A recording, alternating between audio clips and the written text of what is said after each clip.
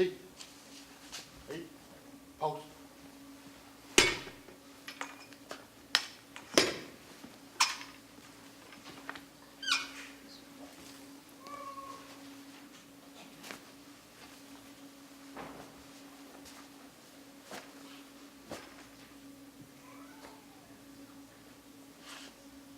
What's that? Huh? What? Huh? Right? Hey. 4, 5.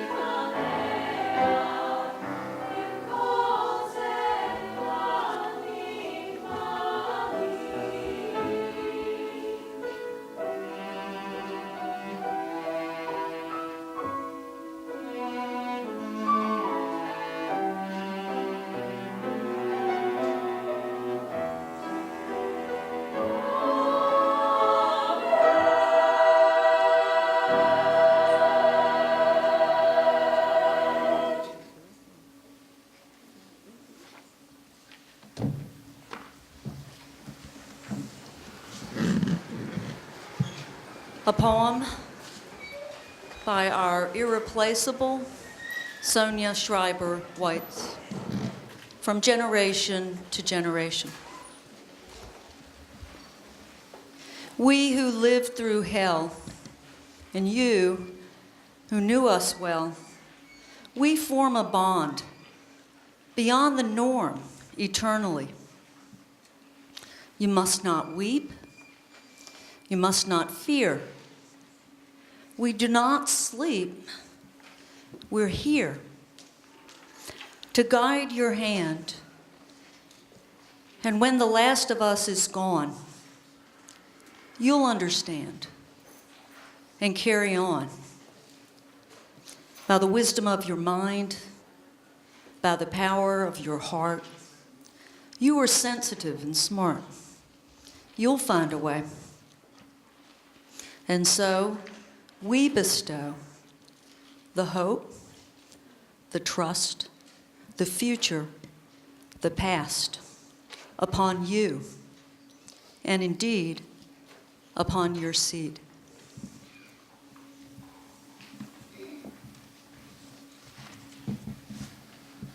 At this time, I would like to recognize and honor the survivors and their families who have joined us for tonight's commemoration.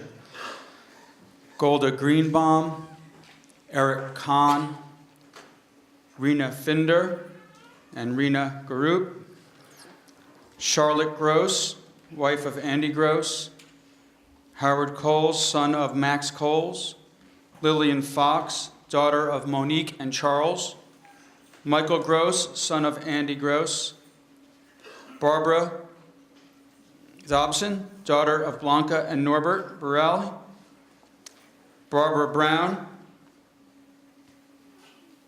wife of Alan Brown, Fern Brown, daughter of Alan Brown. And I'd also like to recognize our Holocaust legacy partners who walked in with the survivors.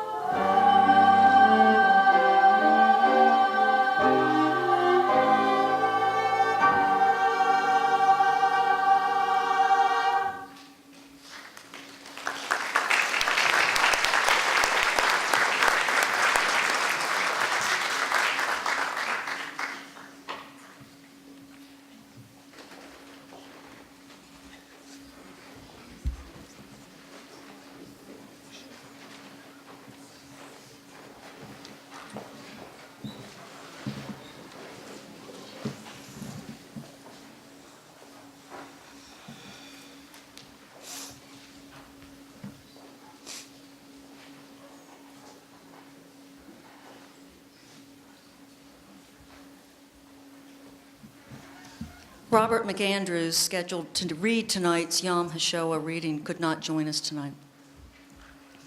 Each year, as we watch the survivors' candle lighting ceremony, we are overwhelmed by the fact that these, our neighbors, our friends, are the remnant of a once vibrant and now destroyed European Jewish community. These survivors bear witness to humanity's darkest hour. They remind us that the places of unspeakable horror, Auschwitz, Dachau, Treblinka, are real, never to be forgotten, never to be repeated. An eternal reminder that we must never again stand idly by or remain silent in the face of hatred, bigotry, racism, and anti-Semitism. It's now my honor to introduce the academic coordinator for the Center of Holocaust and Genocide Studies at Salem State University, Dr. Christopher Mariella.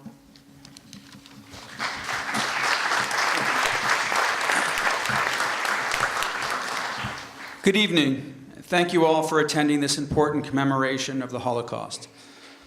As Mary said, my name is Chris Moriello. I am the academic coordinator for the Center for Holocaust and Genocide Studies at Salem State University.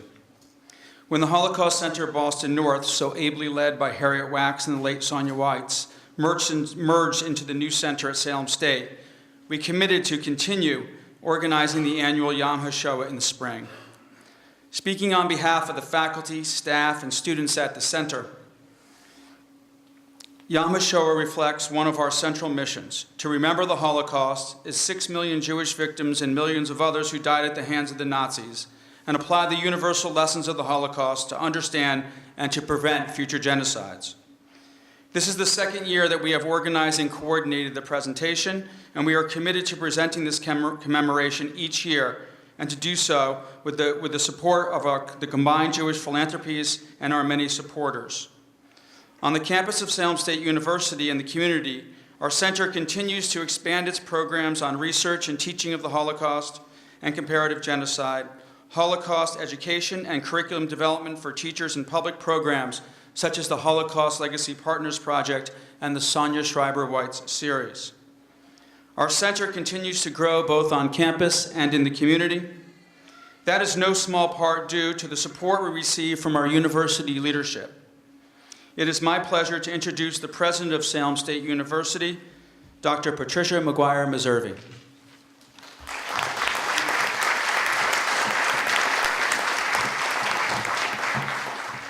Thank you, Chris, and thank you for your wonderful leadership of our center. We are so very pleased to have you in your position, your dedication. I want to acknowledge Reverend Rabbi Pollock. My apologies there, Rabbi Pollock. It's an honor to be here with you today, and I look forward to your comments, your presentation.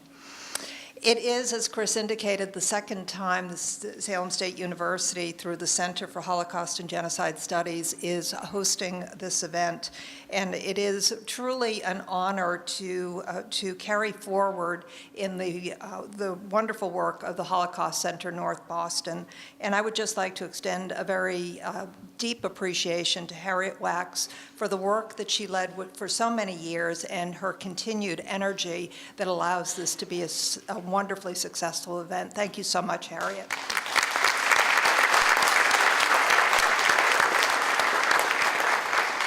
We are certainly pleased to have the center staff here and the students that are represented by the center, and pleased to have our women's chorale here. Thank you for joining us this evening and providing such a lovely addition to the program. I also want to recognize the other members of our executive council, Chris and Harriet being two, but I would like to recognize Lisa Mullman, Marvin Wilson, and as was mentioned, Rod McAndrews, who are not being able to be with us here this evening. The collective leadership is keeping the wonderful work going forward that Chris mentioned. wanted to take just a moment of personal reflection. This is the fourth event, the fourth commemoration that I've participated in, and I will say to you that I did not know, 4 years ago, I did not know about Yom HaShoah the way I do today. And the opportunity that you all have provided me and the existence of the center at our university has provided me personally as an opportunity to learn so much and to really appreciate the commitment of so many people in maintaining the remembrance of the Holocaust and being able to recognize the individuals who survived the horrific events and the families, the friends that have supported individuals throughout the years. I was with my mother last night having dinner and mentioned to her that I was coming here this evening, and she said, "Oh, that must be a very somber and sad event." And I said, well, yes, on one level it is. On the other level, it is so incredibly inspiring to see how people are able to overcome the adversities, the commitment that individuals have, the courage that people have shown throughout the years. So I thank you all for letting me be part of this, the commemoration this evening, for allowing me to continue to learn and grow. And it is my sincere hope and expectation that through having the center at Salem State University, we'll be able to spread that to many students, many faculty, staff, and our greater community. Thank you.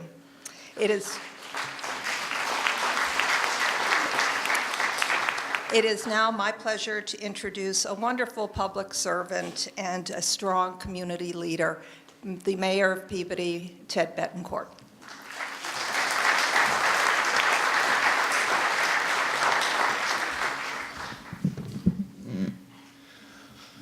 Well, good evening, and I'm very honored to be here with all of you tonight.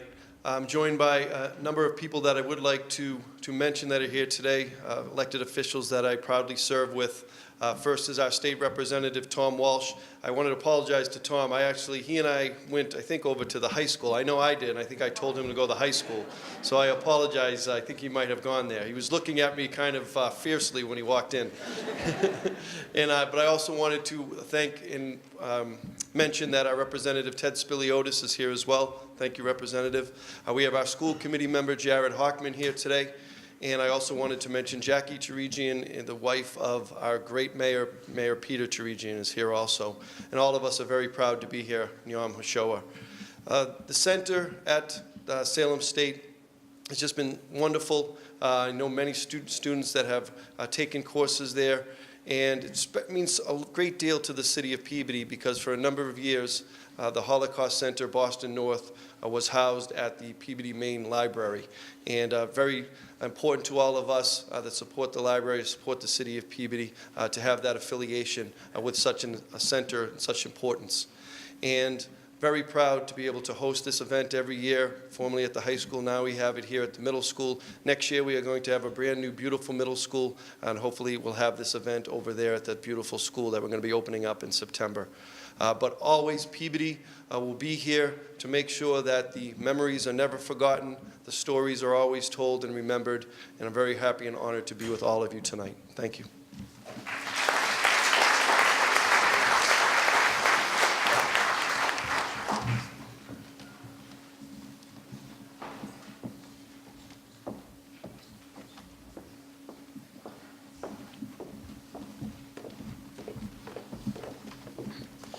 Good evening, everyone. Can you all hear me? Yes, okay. So I'm going to chant, I'm Cantor Ilana Rosenfeld from Congregation Shirat Hayam in Swampscott. And I'm going to chant for you the El Malei Rachamim prayer. And what it means, El means God, Malei means full, and Rachamim means mercy. And we ask that our merciful God protect all of the dead under the shelter of God's wings. At the end, I hope you'll join me with Amen, which affirms this prayer. We'll follow that by, please rise. We'll follow that by the mourner's Kaddish on the previous page.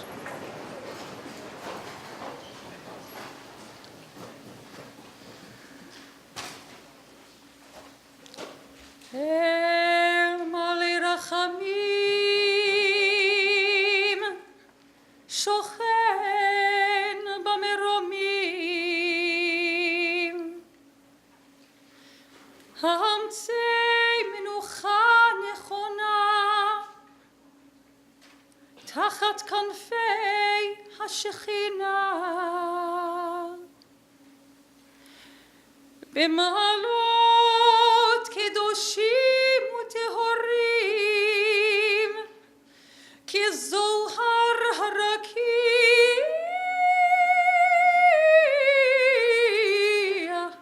מאירים ומזהירים,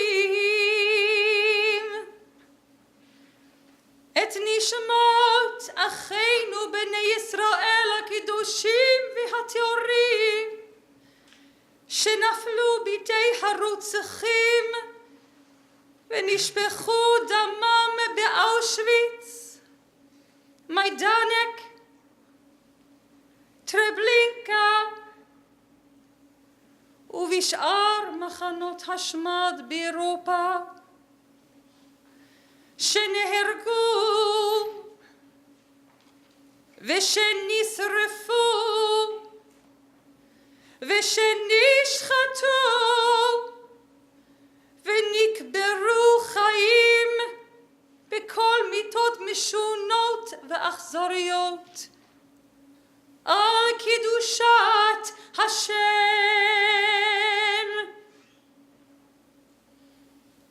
בעבור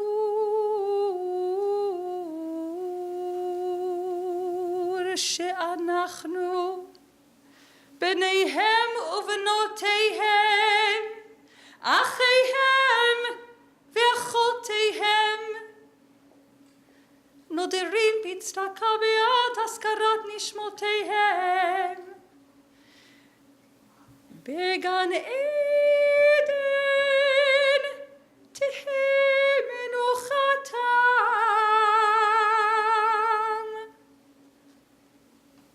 לכן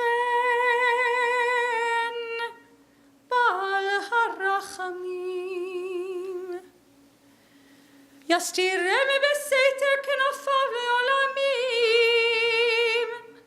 ויצרור בצרור החיים את נשמתם. אדוני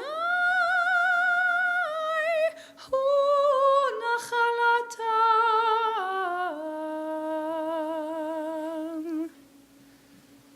וינוחו בשלום על משכבם.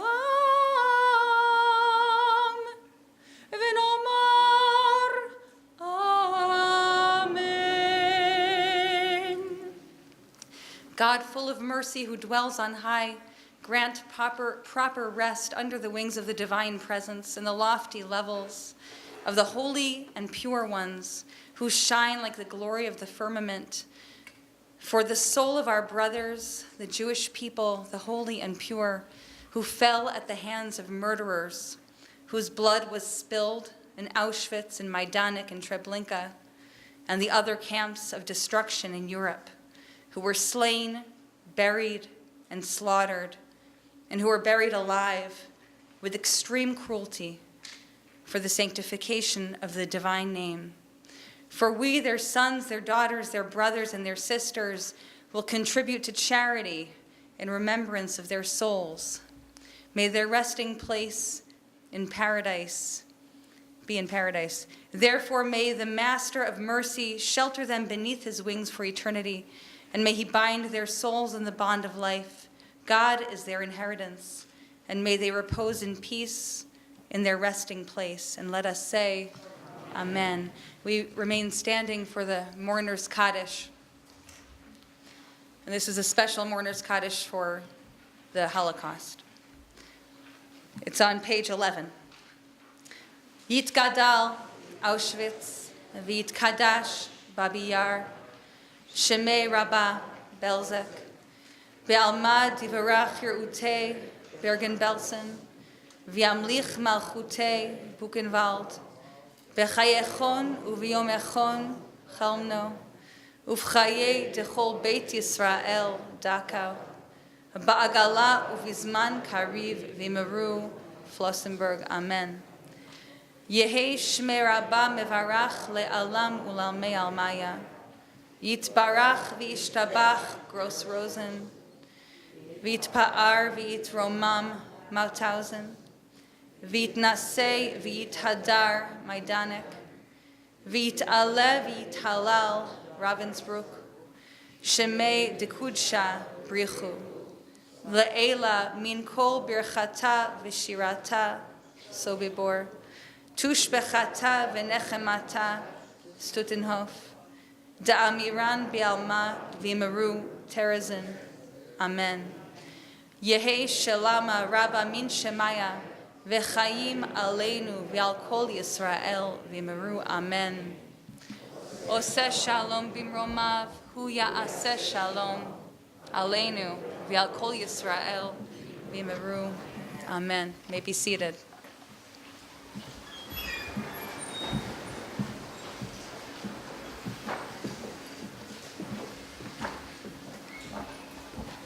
At this time, I would like to welcome to the podium Dr. Lisa Molman, who's one of our 2 faculty research fellows at the center. She'll be presenting the Sonia Schreiber-White's Upstander Awards.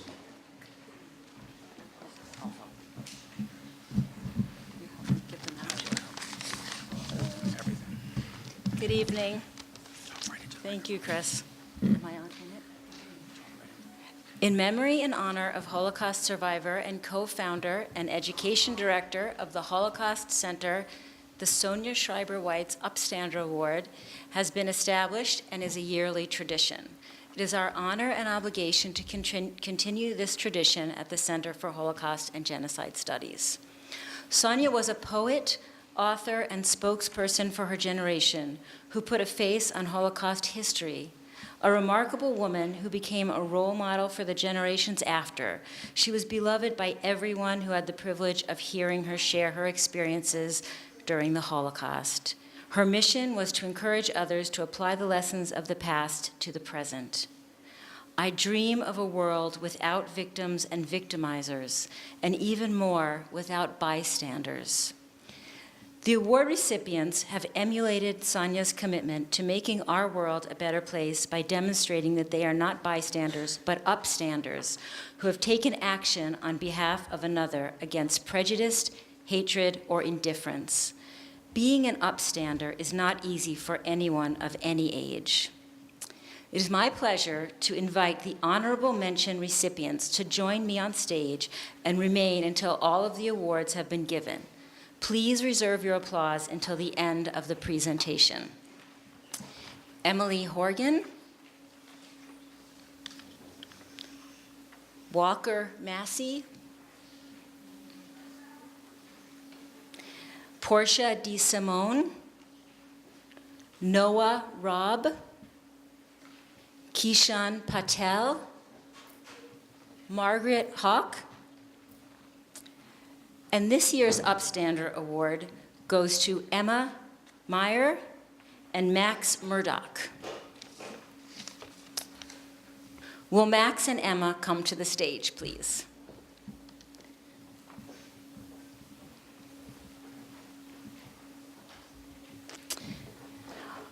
Through their courageous actions, the recipients of the 2016 Sonia Schreiber-White's Upstander Award are role models for all of us.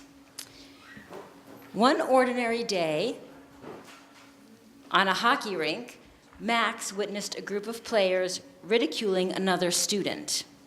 That person had special needs. Max went up to the players and demanded that they stop the abuse. I told them, he said in his essay, that he can't help his problems and it isn't right to be targeting him for something that wasn't his fault. As an 8th grader, Emma Mayer experienced anti-Semitism firsthand when a classmate poked her with a plastic cafeteria knife. His friends explained that he did it because, quote, he was pretending to be Hitler, exterminating all of the Jews. That day, Emma told the vice president about the incident. The vice principal asked her what she thought was the right punishment for this behavior. Emma said that she would have the student read a book or watch a film about the Holocaust. The vice president suspended the student instead. In her essay, Maya writes that, quote, he didn't learn anything more about the Jewish people. He didn't learn anything more about the cruelty and evil that were at the heart of his hallway prank. Since this incident, Emma was involved in a number of campaigns against anti-Semitism, racism, and prejudice.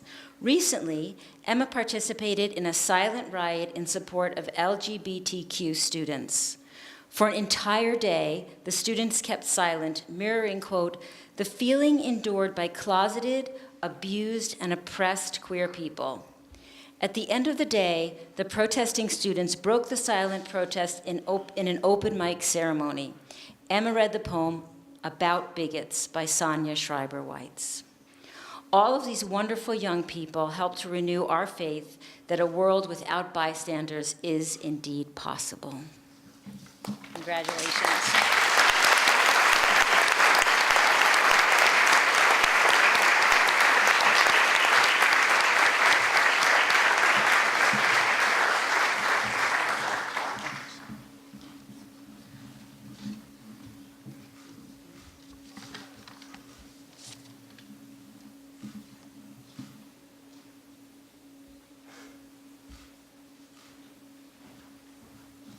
Maybe one more round of applause for them.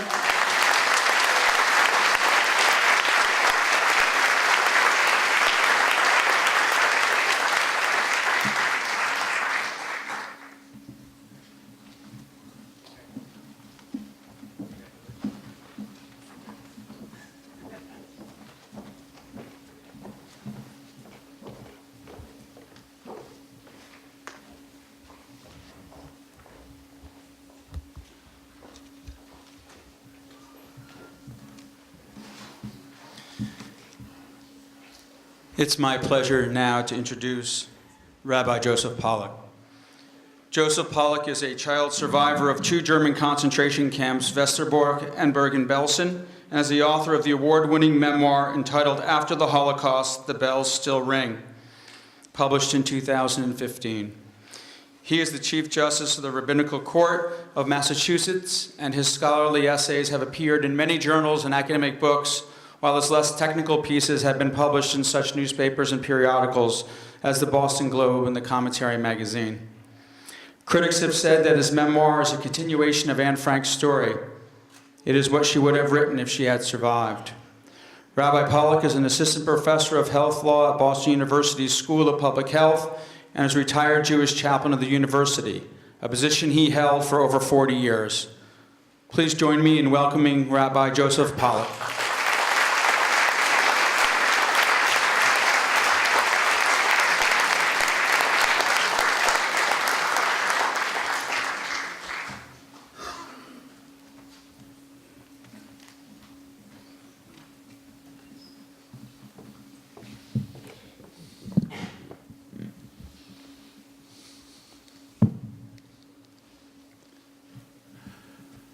I'm here for the children.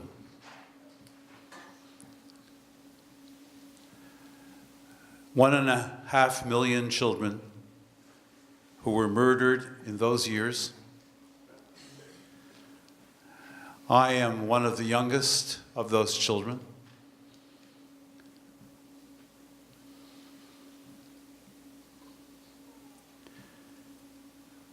In the Warsaw Ghetto, there was a medical school. And the medical school trained doctors and did research amidst the hatred, the hunger, and the filth.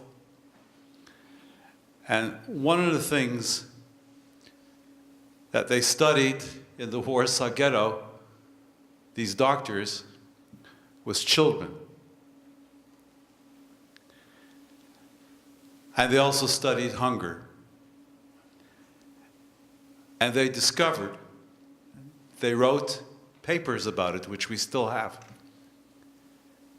that the first to die in the ghetto were the children. And all those pictures that we have seen of hungry children in the ghetto, there are photographs of them, took place early in the history of the ghetto because the kids didn't last very long.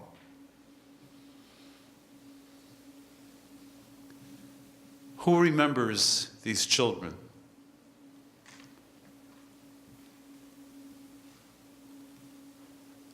No graves.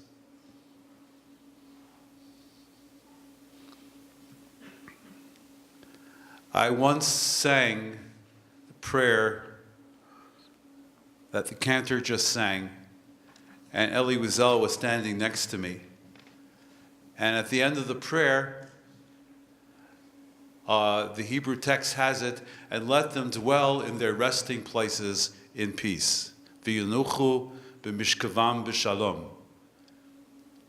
And I said it because that was in the text. He said, Pollock, leave it out the next time, because they have no resting places. Ash into the sky. There are no graves. So I am here to read to you a little bit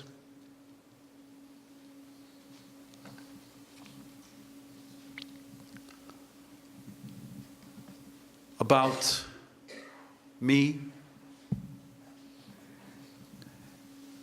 It was all over for me with respect to the Holocaust before I turned 3. My memories are few and far between. I had to piece my story together from what others told me, who remembered me from the camps.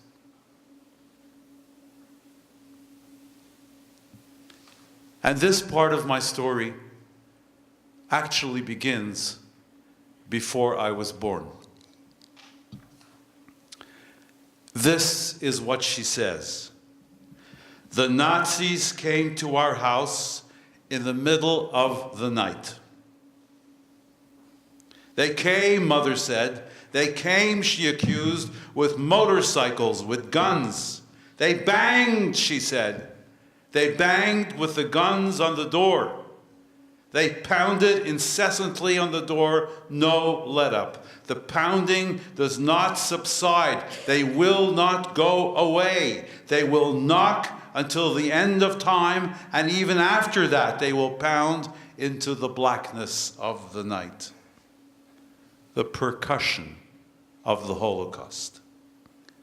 Diabolical intrusions, life irrevocably interrupted. You realize that the pounding will never cease, that they will pound until you are dead or until they are.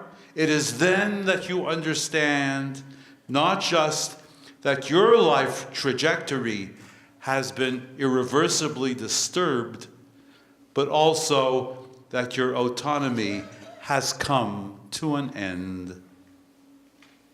Your sojourn among the world of choosers is now over.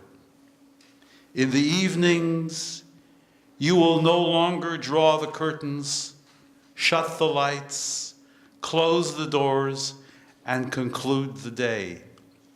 You have tumbled into the latrine in which all choice ends. Someone opens the door, and police wearing jackboots climb the stairs, bearing guns and bearing lists. Were you to think that it is the guns that gave them their authority, you'd be wrong. The guns helped set the scene, delivered the sense of terror, but it was the lists that gave the Nazis their authority. The lists, the endless lists, the 6 million typed names brought to our house on those black midnight visits. It was the lists themselves that allowed the bearers to pound on our doors until we could no longer take it. The lists that allowed them to pound with the relentlessness of the pursuer. Had there been no lists, they would not have come, would not have pounded. It was the Jews who had, before the war, prepared the lists. What to make of this? When does order, the possession of lists, the ossification, the finalization of bureaucracy become formidable enough in its autonomy to establish the paraphernalia of murder?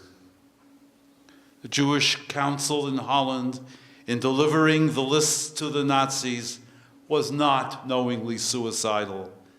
Yet the murder of 102,000 Dutch Jews out of 135,000 total could not have taken place without the lists, without the bureaucracy, without the typewriters and the foolscap and the carbon paper and the onion skin. It could not have taken place but for the addresses, the birth dates, the professions that the lists provided.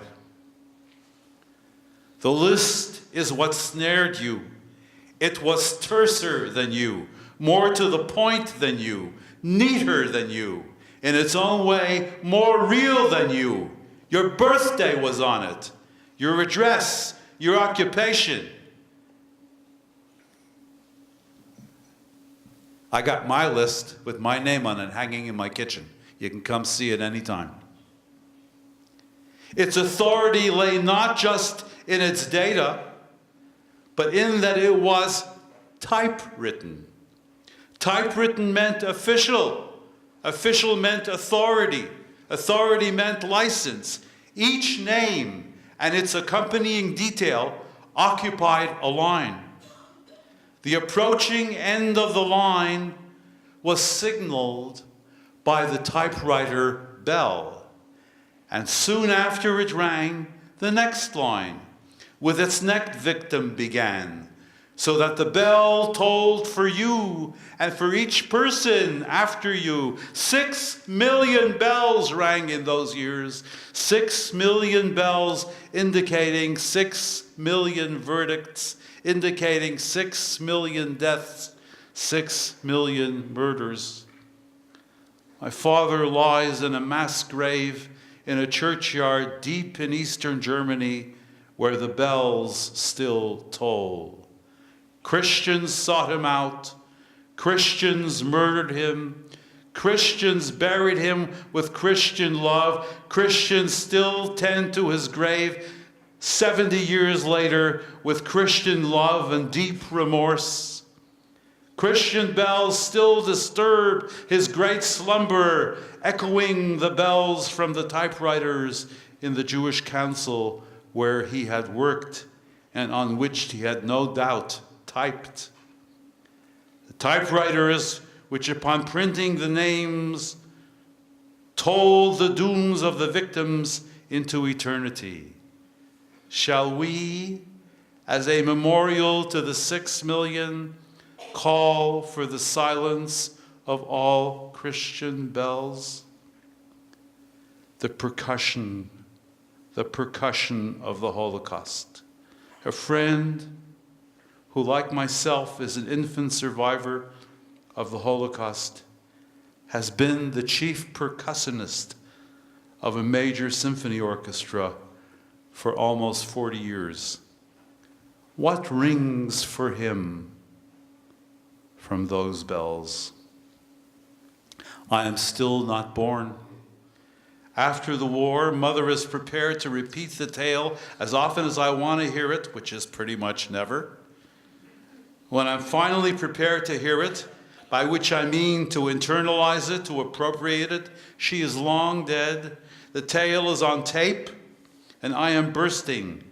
I cannot hold myself back from traveling to The Hague to find the house, to find the door they pounded on. No mention of anyone ringing the bell that night. Don't have a clue where in The Hague this house is. Don't know if it survives. Don't know how to find it. It is summer 2002, and I think, incorrectly I later discover, that anyone who might remember is long dead. In Amsterdam, at the War Historical Institute, I find fluttering in the microfiches the prisoner lists compiled in Westerbork. Oh, the sailing, tumbling names of the microfiches, how they float directionless, not to heaven, not to earth, like ash from a chimney. I scour the ever-trembling plastic. I enter the rain of ascending and descending souls. I duck bodies, avoid faces. Everyone waves. Thousands, tens of thousands of them, graveless. This is their final imprint on earth. The typewriter bell tolls at the end of each name, again at the end of each address. We lived at 82 Wetteringenkade, The Hague. 2 stories. Part of a row house, a sex shop nearby. There are 2 buzzers on the door, one for a downstairs apartment, the other for a small duplex townhouse. Perhaps a shadow where once a mezuzah hung. The police came up the stairs, Mother had said. I have found the place, and it does not look as though it has ever seen better times. Who answered the door that night? Grandmother Rika? Did she put on her sheitel, her religious wig for the Nazis? Perhaps they broke the door down. Did her son, my father, answer? Too good-natured, too much love for the world, more reality in the pounding that he could altogether bear. No idea. They come up the stairs in their jackboots. Mother, 9 months pregnant with me, is under the covers. What are you doing here, she says. She has a powerful voice, which she saved for occasions such as this, or for when, while in high school, I came home much too late at night. On such occasions in Montreal, sitting invisibly in the pitch-dark dining room that abutted my room, she would use this voice, which never failed to terrify me, to ask, "Where have you been?" I don't know what the Nazis said. Something, I'm sure, about our having to leave for Westerbork. It is about 4 a.m., and the dawn has not yet broken through the Dutch sky. The same voice says to them, "What's the matter with you? I can't go to Westerbork. I'm in my 9th month." A silence, broken only by the irregular thunder from the motorcycle engines outside, making the house tremble, finally ends with one of them saying to her, "If this is the case, then you will have to show us the pregnancy." Nothing in the whole war, Mother later said, was more humiliating than that moment. Not even the barracks of Bergen-Belsen. Her laments on this were filled with sobs of horror that drew you into their rhythm. "A Jewish woman," she would repeat again and again, and weep as she repeated it. It's on tape. A Jewish woman. Imagine making a Jewish woman get out of bed to show them. They left. The motorcycles roared into the distance, and as dawn slowly rose over The Hague on that fall morning in 1942, a hush fell over our household. I can't imagine that anyone went back to sleep. I can't imagine what else was done, what else was said. The Holocaust thus begins with an act of incapacitation when a parent realizes that he can no longer protect his children and is thus perpetrating the deepest of all human betrayals, then it is in the shame of this helplessness that the breaking of the human spirit begins. They can take away your children, you suddenly realize. They can take away your children, and there may be nothing you can do about it. An ontological failure has been exposed, from which, if you recognize it for what it is, you may never recover, and after which you will be irreversibly mad, incapable of parenting again should you manage to survive and start over. You will challenge your child's every movement towards independence. You will have to steel yourself not to crush his spirit, or you may well turn child rearing into a spectator sport with your non-survivor spouse doing the job as you look on helplessly, despair-ridden, unskilled, lost and sad, if you're lucky, doing only marginal damage as the child grows up.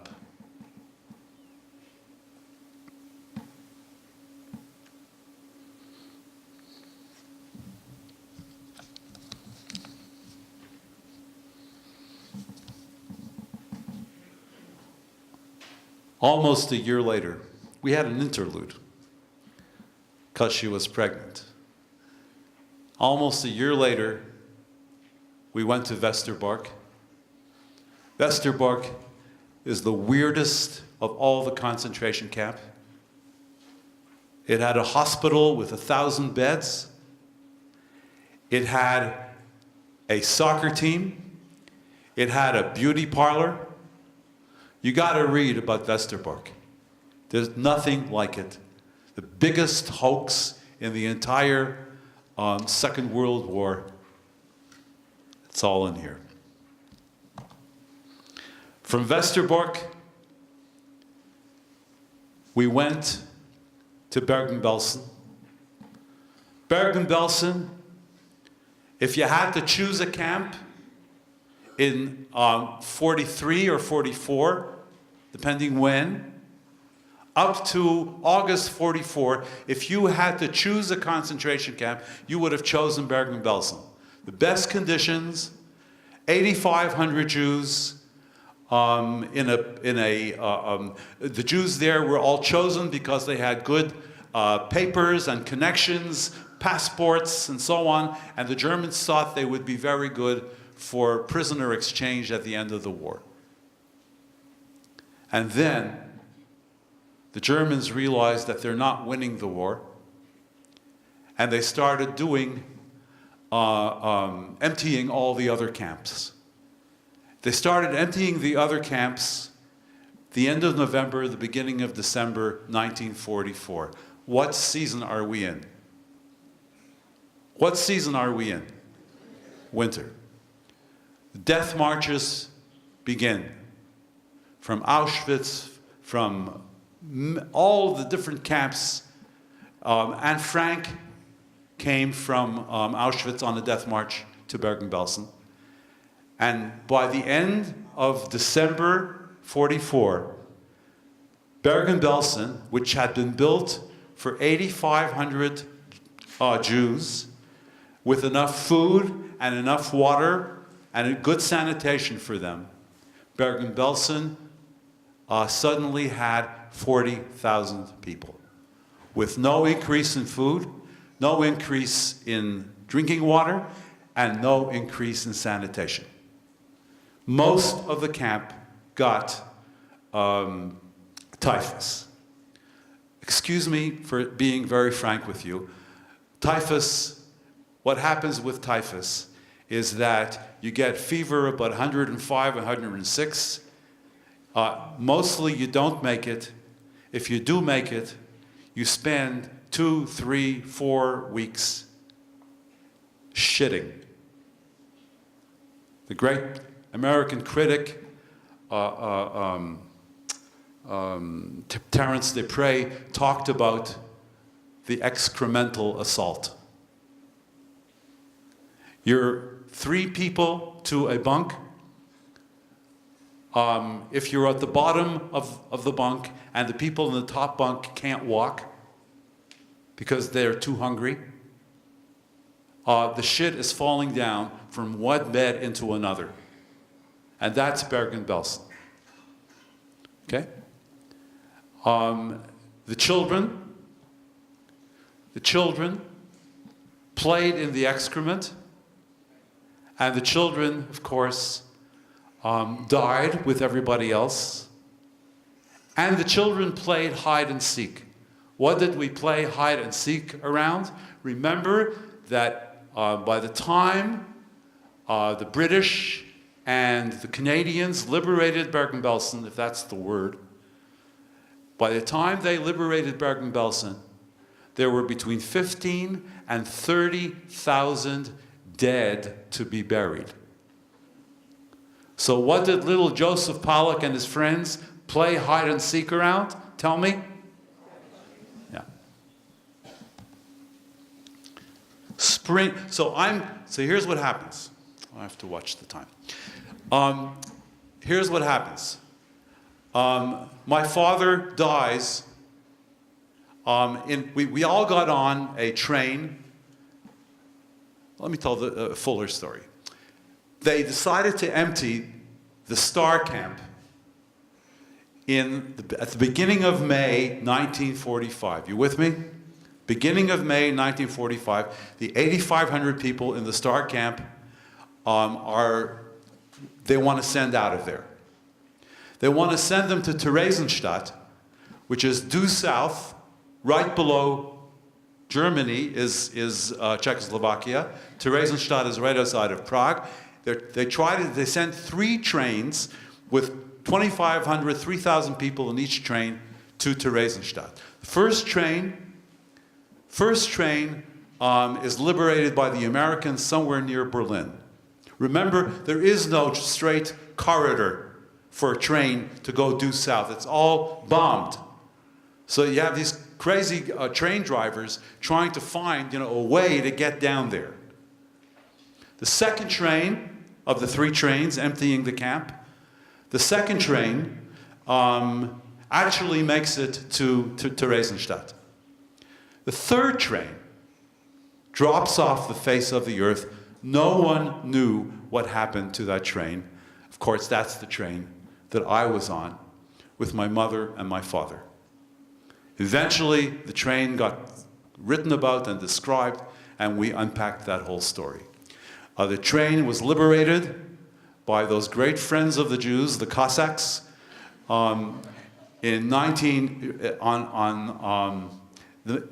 towards the end of May, I have the exact date, in 1945, and we found ourselves in a small German village called Trobitz, not far from the Polish border, a village of 700 people with a beautiful lake where never a Jew had lived.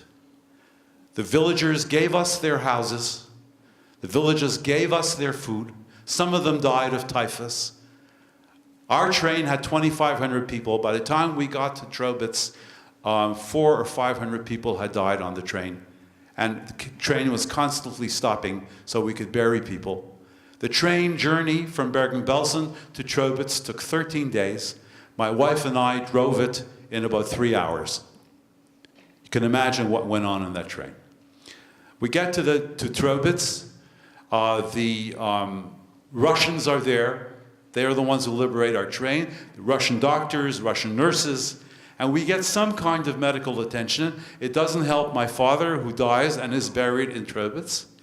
And it doesn't help my mother, who has a sign on her suit saying about to die. She was very proud of the sign because rumors of her death were, premature.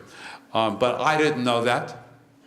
I am taken with a group of kids from Trobitz to the train station in Leipzig. Remember, I'm not yet 3, but I remember the train station. I have a clear memory of the train station, of the trains. I had a sign on my chest in 3 languages saying who I was and where I was from.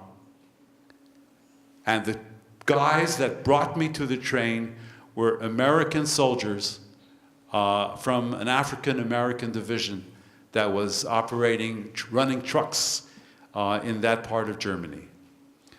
I was taken to Holland. In Holland, I was given up for adoption. And I lived with this family for quite a few months. My mother pulls herself together. She had a living kid somewhere. And she winds up in a hospital in Eindhoven. On the train, or right off the train, when she was weighed by the Russians, she had, remember those Railway Express tags that they were cardboard with a grommet and a wire thing? She had that tag quite late into her life, and it said that her weight was 50 pounds. Okay? Her normal weight was about 120. My mother gets a lawyer. She gets back to Holland, gets a lawyer, gets some friends. Little Joseph is found. Spring, 1946. I'm riding breathlessly on the back of a scooter, my arms wrapped around the broken-in mail jacket in front of me, my head buried deep into it, one eye only taking in the colors, the sun. He and his wife had adopted me. I remember only his back, no face, no name. Gloriously we putter through Elysian fields of golden hay and summer greenery. Let this ride never end. I ask, it does. And we arrive at the Catholic hospital in Eindhoven, Holland. Gingerly, he helps me down, fearful of my pallor, my fragility. We are in a room. Everything is white. The ceilings are very high. There is a woman in the white bed with the white bars, surrounded by the whole Catholic Church, nuns, priests. There wasn't a lot of room, and it was getting hot. Someone signals me to greet her. Hello, madame, I say. The jacket that brought me this far says, she is not madame. She is your mother. After the Holocaust. My mother?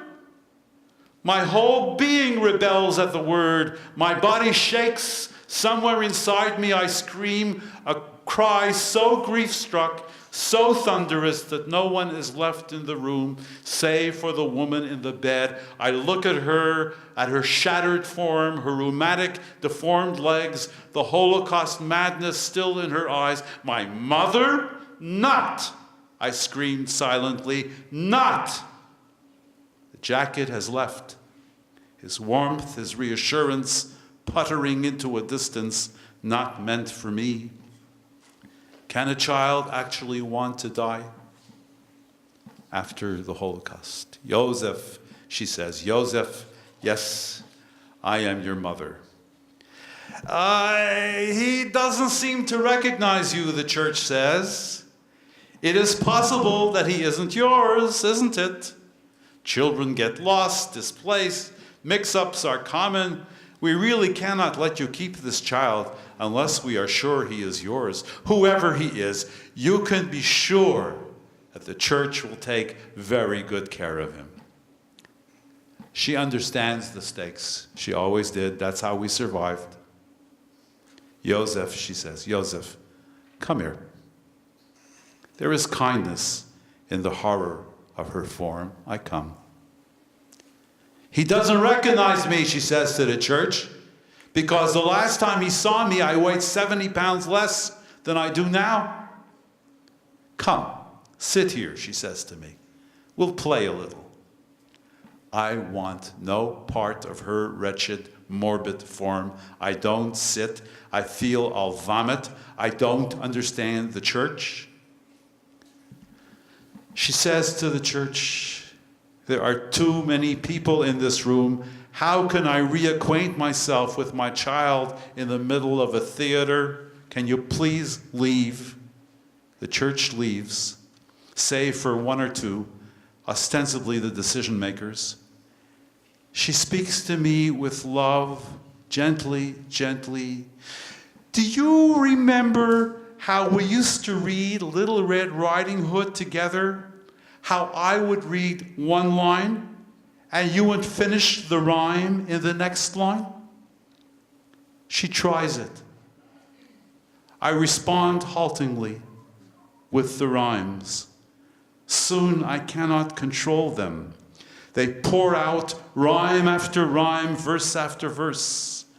Thus did I sing that morning the poetry of Bergen-Belsen, of the corpses I played around, of the typhus feces that were in my sandbox. Thus did I sing the song of the hunger and of the fever, of the cold that does not let up, of mother washing my body with her coffee rations. Thus did I sing then on the morrow after the Holocaust, of the rhymes of the angel of death. Thus did my song echo the rattle in father's chest as he reached up skyward to call out to his brothers, long gone in Sobibor, that he too was coming. The church leaves. There is a drawer in the white night table next to the white bed with the white bars. Open it, she says to me. Inside, a small mountain of foil-covered chocolates. Deep in the mountain, I rescue a small pair of tzitzis and a small, exquisite red Hebrew prayer book. What are they? I ask. You are a Jew, she says to me, and Jews need these things. Our first conversation after the Holocaust. Holocaust stays with survivors. It grows bigger and stronger as they grow older. Often it takes over and they have to fight it. And if I was 3 years old in 1945, who, and I remember so little, who will remember after me? And who will remember the 1.5 million children who were murdered? Thank you.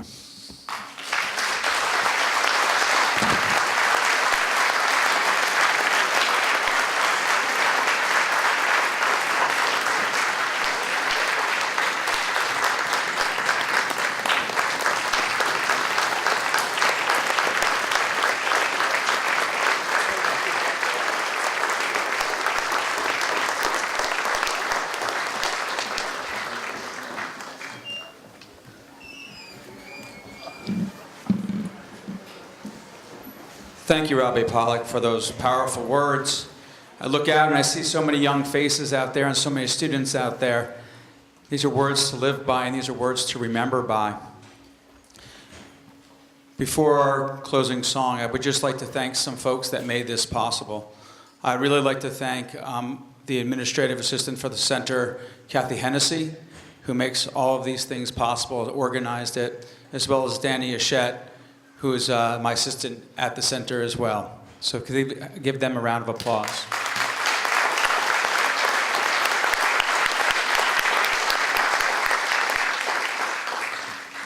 And now please join Cantor Rosenfeld for the singing of the Hatikva. Please rise.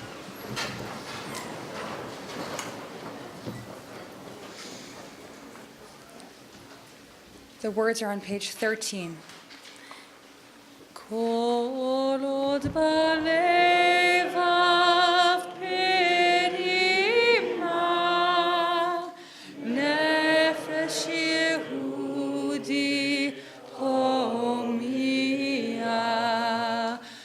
צופתי מזרח קדימה, עין לציון צופיה. עוד לא אבדה תקוותנו, התקווה בת שנות 2000, להיות עם חופשי בארצנו, ארץ ציון וירושלים. להיות עם חופשי בארצנו, ארץ ציון וירושלים.